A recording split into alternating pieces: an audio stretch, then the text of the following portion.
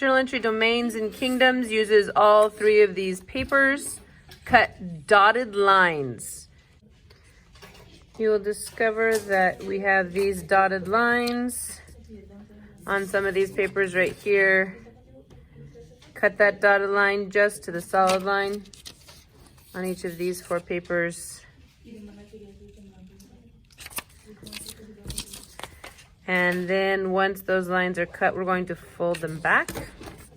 Okay, so if each one of these, we'll fold that back. And we're going to glue it down flat. So just a little bit of glue behind that so that it glues down flat. Okay, so this one.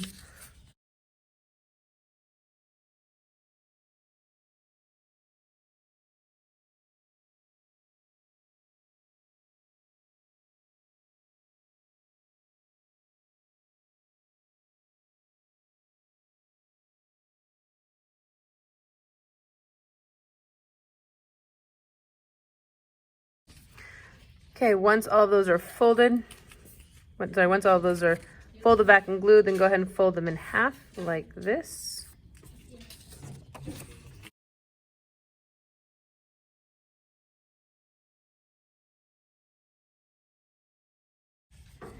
And once they're all folded in half, you'll see that these 4 actually align like this. And that is going to get glued into your journal. This one, if you fold this edge down to that line, you'll see that it lines up perfectly. Those 2 halves of the circle kind of line up perfectly there. Do that to the top and to the bottom. Okay, just like that. The 2 remaining pieces of paper, prokaryotic and eukaryotic cells, these are folded in half. Okay, first we're going to get these glued in. Leave beside the prokaryotic and eukaryotic cells, leave those beside. Glue these in first, and then like this. So on this page, this fits like so, and this page over here. That's how they all glue in. All living things are organized into groups. The largest groups are called domains. There are 3 domains. And then we've got smaller groups called kingdoms. Within each domain, we have kingdoms. We'll get more into those sort of details, the organization, in the next one. But we need to know what kind of organisms we find in those domains and kingdoms. Okay? All living things can be organized into one of 2 categories: prokaryotic or eukaryotic. Okay? Now, let's look at eukaryotic first. It says here animal, plant, fungi, and protista. Well, if you come over to this side and open up your notes, plants, animals, fungi, and protista. So these 4 kingdoms, 1, 2, 3, 4 kingdoms, are all composed of eukaryotic cells. Okay? So all of these have similar cells. Their cells have similar structures. So let's first talk about what it means to be eukaryotic. Eukaryotic cells. All plant cells, all animal cells, all fungi cells, and all protista cells have a nucleus. Now, nucleus. With one of your colors, you can underline that. Over here, let's move over here to the pictures. Let's clarify what we're talking about. This is a picture of an animal cell. This is a picture of a plant cell.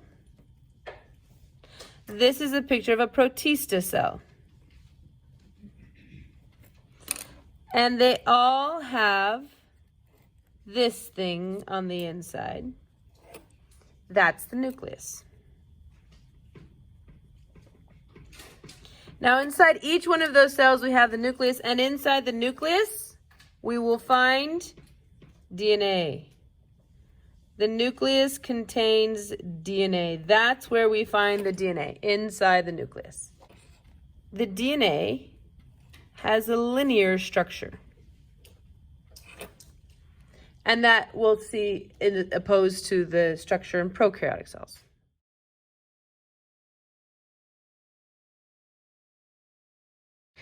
One other thing you're going to find in eukaryotic cells, they have lots of membrane-bound organelles.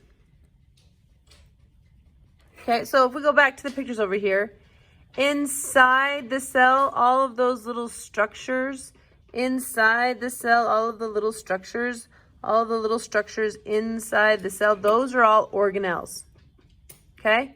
Some of them are called Golgi, some are called mitochondria, some are called vacuoles, chloroplast, ribosome, nucleus. Those are all examples of membrane-bound organelles. Membrane-bound just means it's an organelle that has its own membrane. Let's do a little bit of comparison to prokaryotic cells. Prokaryotic cells do not have a nucleus. There is not a membrane-bound structure inside prokaryotic cells to keep the DNA. But they still have DNA. The DNA, however, has a circular structure.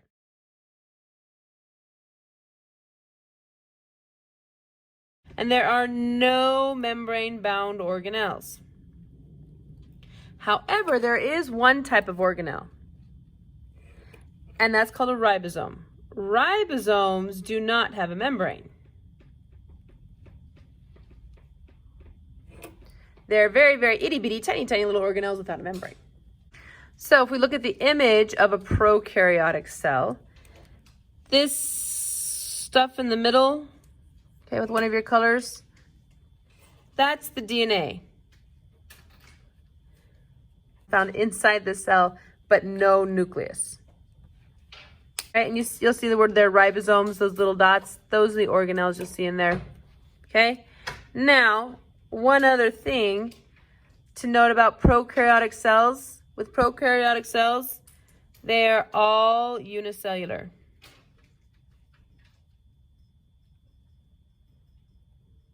Okay, so that means that each cell is its own living organism. It's not like humans where we're trillions of cells squished together, working together. Each individual cell is its own living thing. And that's true for all prokaryotes. Okay? So, all living things categorized based upon the structure, based upon what their cells look like, as either eukaryotic or prokaryotic. So, let's look first, okay, at the eukaryotic. Go and fold that paper, okay? And on the outside, I want you to write domain eukarya. Okay? So we talked about kingdoms and domains. This is one of the domains, the domain eukarya, all eukaryotic. So put in there underneath eukaryotic. All eukaryotic organisms are categorized into the eukarya domain. Okay, so eukarya domain. This actually glues in right there. So go ahead, put a little glue on that. Just a little. We don't want to make it sticky mess. Put too much glue on, all the paper's going to stick together and you'll regret it later. Okay? That glues in right there. Okay? So the eukarya domain has 4 kingdoms to it. Let's start with this one, plants. In Latin, it's called Kingdom Plantae. So go ahead and write that down, Plantae. That's the Latin name. You might see that again. All right, you might see that on the test. It might be written in the Latin word. This is the animal kingdom. Latin is Animalia. The fungi kingdom. And fungi is the Latin word. There, Protista.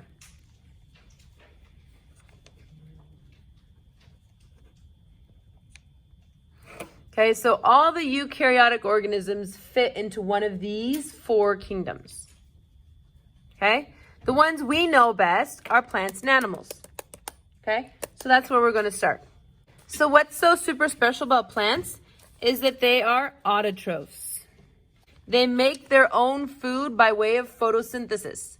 When we're looking at ecosystems, autotrophs, what's the other word for autotroph when we're talking about ecosystems? Producer. The plants are the producers. Okay? All plants are multicellular. Any plant is made up of many cells, not just one. And another thing, they have a cell wall. All right? Every single cell.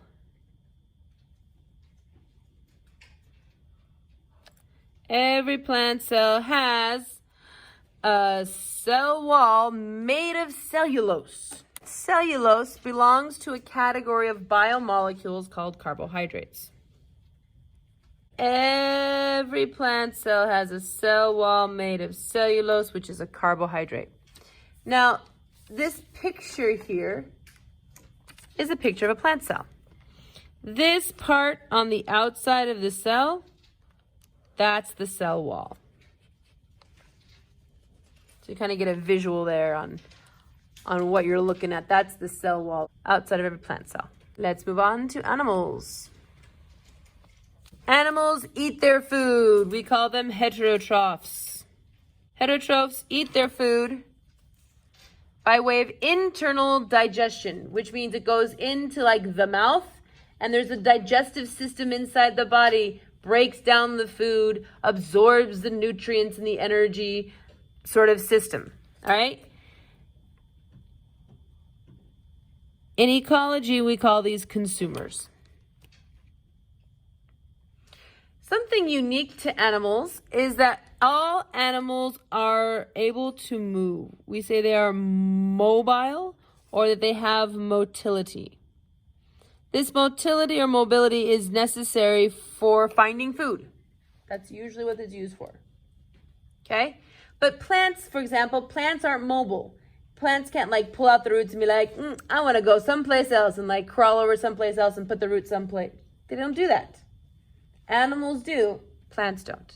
Okay? So that mobility, the motility is really an animal thing. All animals are mobile. All right? And all animals are multicellular. Just like plants are. There are no unicellular animals. There are only multicellular animals. Now that we've talked about plants and animals, let's talk about the one we probably know something about. Fungi. All right? Fungi. Let's talk about examples first. Okay? So right here we have a mushroom. Another fungi that's common in our everyday life, even though we may not notice it, is yeast. All right? Yeast is what we put into things like bread so that it gets fluffy. All right? We actually add fungus to our bread. Bread mold. When the bread gets really old and it's been around for too long, it starts getting little spots on it, little white or green or brown or blue spots on it. Okay, that's mold. However, interestingly enough, one of those bread molds, most common bread molds, is called penicillin, which is actually a fabulous antibiotic. All right, shower slime. So the shower curtain, that where it gets wet and stays wet and doesn't dry off and kind of turns like an orange or yellow color, that's a fungus growing on your shower curtain. Athlete's foot. All right? It's a fungal infection in the skin around your toes and on your feet. It makes you itch. So all of these are different types of fungus. And if you notice, yeast, bread mold, shower slime, and athlete's foot, these are things you don't really see because these are unicellular. Mushroom is the only one that's multicellular in this list of examples. So when we're talking about fungi, most of them are unicellular. Each cell is its own living thing. There are a few that are multicellular, like the mushrooms, but not many. They eat their food. They are heterotrophs. But they eat their food by external digestion. Okay? When we eat our food and it goes into our digestive system, they excrete digestive enzymes and acids. And those digestive enzymes and acids dissolve what's around them. They dissolve what's around them and then absorb the nutrients. Okay? This makes them decomposers. They break down the dead things that they live on and return the nutrients to the soil. Every fungi cell has a cell wall. But these cell walls are made of a different compound. Plants, it's made out of cellulose. In fungi, it's made out of what's called chitin. Looks like it's spelled chitin. It's pronounced chitin. But chitin is also a carbohydrate. And it's actually quite similar to cellulose. Last group, Protista. Now, to understand Protista, you kind of have to get a perspective on the whole eukaryote domain. Think about every living thing you know about that's eukaryotic. It's plant, animal, fungi. Protistas are kind of like the leftovers. If it acts like a plant, but it's unicellular, we call it a protista. If it acts like an animal, but it's unicellular, we make it a protista. If it acts like a fungi, but it has a cell wall other than chitin, we make it a protista. Okay? Protista is like the leftovers. If it's not a plant, and it's not an animal, and it's not a fungi, but it's still eukaryotic, it's a protista. There's a huge variety of living things within the Protista kingdom because it's just the leftovers. And there's a lot left over, actually, surprisingly enough. So within Protistas, most are unicellular. Some are multicellular. An example of multicellular is seaweed. Seaweed is actually not a plant. It's a Protista. Some of them are autotrophs. Okay, so that does they do the photosynthesis, the producers. Okay, some are heterotrophs, and within the heterotrophs, we have some that are consumers, and we have some that are decomposers. So we have a huge variety of living things within that Protista kingdom. These are microscopically small. These are unicellular organisms. This one is called an amoeba. This one is called a paramecium. And this one is called euglena. Euglena is special because euglena is actually a producer. It does photosynthesis. They're green. This is what causes like a pool to become green that's not taken care of. Or if you have like your dog's water pan out in the yard and it's been sitting there for a while and you haven't been cleaning out the water and it turns green a little bit, it's euglena that's making it turn green, that's growing in there. Amoeba and paramecium are heterotrophs, consumers, and they're very slow-moving things that float in the water, okay? They live in aqueous environments. Those are the 4 kingdoms within the eukarya domain. That's all the eukaryotic organisms. All eukaryotic organisms fit in one of those 4 kingdoms, all part of the eukarya domain. Now, the prokaryotics, all the prokaryotic things, we put them over here, okay? So this prokaryotic cells, go ahead and glue that in right there in the middle of this other paper. Prokaryotic cells, so remember these are simple cells, all right? There's no nucleus, they have a circular DNA, there's no membrane-bound organelles. The only organelles you do find are ribosomes, okay? They're all unicellular. Just a little note there that they are much smaller than eukaryotic cells. Prokaryotic is not a domain, it's just a descriptor. It's not a level of organization, okay? We actually, of the prokaryotic organisms, we have 2 separate domains, okay? One of them is called the bacteria domain, and the other one's called the archaea domain. So on the outside up here at the top, right, domain bacteria. All right, the one below, the domain is called archaea. Now, this gets a little confusing because the domain, within each domain, there's only one kingdom. Like over here, the domain eukarya has 4 kingdoms. Over here, the domain bacteria has 1 kingdom. And it's called eubacteria. That EU in front means true. So like the true bacteria, not like the fake bacteria. All right. And the same is true for the archaea. All right. We have the kingdom, only 1 kingdom within the archaea domain is the archaea bacteria. And this is all because there was, when we first started to understand archaea, because these guys are kind of different, kind of really different. At first we were like, oh, it's just a different type of bacteria. And so we call them archaea bacteria. And like, oh, wait a second, no, these are really different from bacteria. The more we studied, the more we realized, whoa, there's a lot more to this. And so we had to create a separate group. So bacteria are as different from archaea as archaea are from eukarya and eukarya are from bacteria.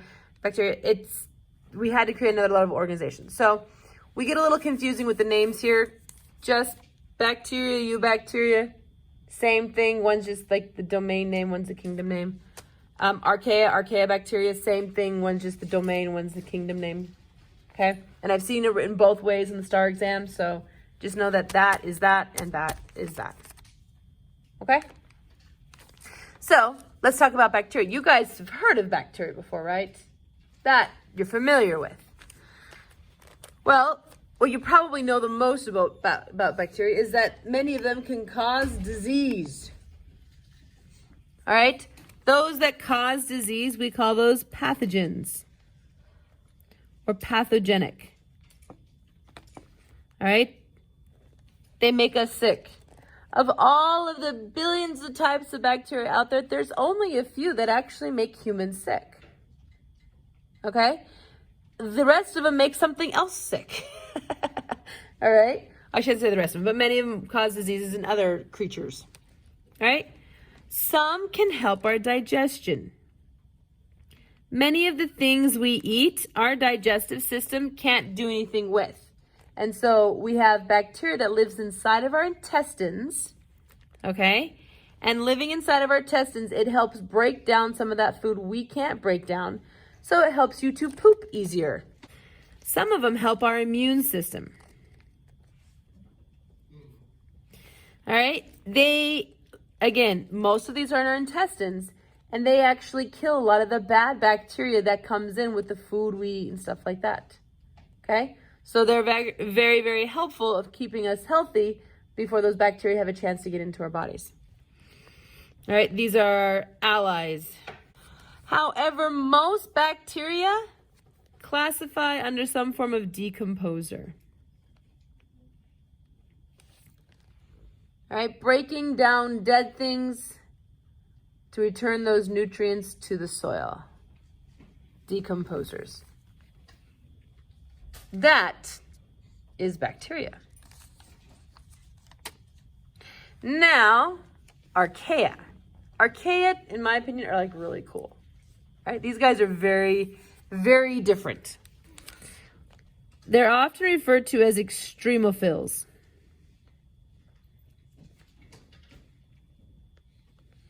They like living in extreme places. They live in what they say, harsh environments, places that we don't expect there to be anything alive, and we find these.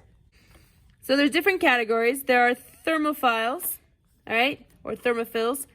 Thermo, what does that prefix mean? Means heat, all right? They live in very hot water. And when I mean very hot, I mean like almost boiling hot. Like you put your hand in it and it's gonna burn right away. And that's where they live. They think it's great. They love that. It's like, what? There's something alive there? Yes, alive and flourishing. Okay? Halophiles live in very salty water. All right? The Dead Sea is so ridiculously salty. It's insane. And we find these guys living there. And they love it. Okay? Totally unexpected. Methanogens get their name because they make methane. Methane is a flammable gas. Like the way we exhale carbon dioxide, they exhale methane. They don't need oxygen. So they are called anaerobic. Anaerobic means that they don't need oxygen to live. Okay, they don't use oxygen. These methanogens, they live inside the stomachs of cows. All right, so cows, inside their stomach, they have these methanogens that are help breaking down their food, and they produce methane gas, and that gas comes out of the cow as a fart. So cow farts are flammable because of these living inside their stomachs. Careful with matches around the butt of a cow. Could be dangerous. Okay?